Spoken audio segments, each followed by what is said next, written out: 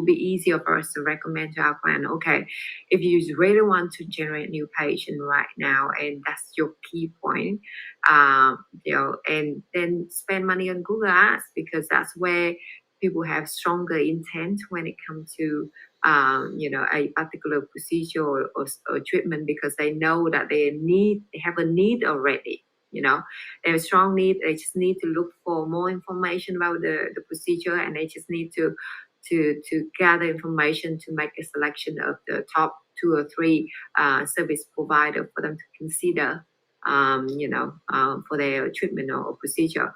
But when it comes to Facebook ad, I think, or Instagram ad, it's best for remarketing purpose. That's what I'm thinking. And market to the website audience. Obviously, once they visit the website, 90%, I think up to 95% of the website visitors don't do anything. They just have a look and they leave your website, right? So this is a huge lost opportunity if we don't tap into this and remarket to them, follow them on social media via Facebook and Instagram ads, and to continuously engage with this audience, right? Because they might not make decision today, but they have your name like, in their head. So later on, when they consider, okay, if they want to have a liposuction, these are the one I'm thinking of. Yeah.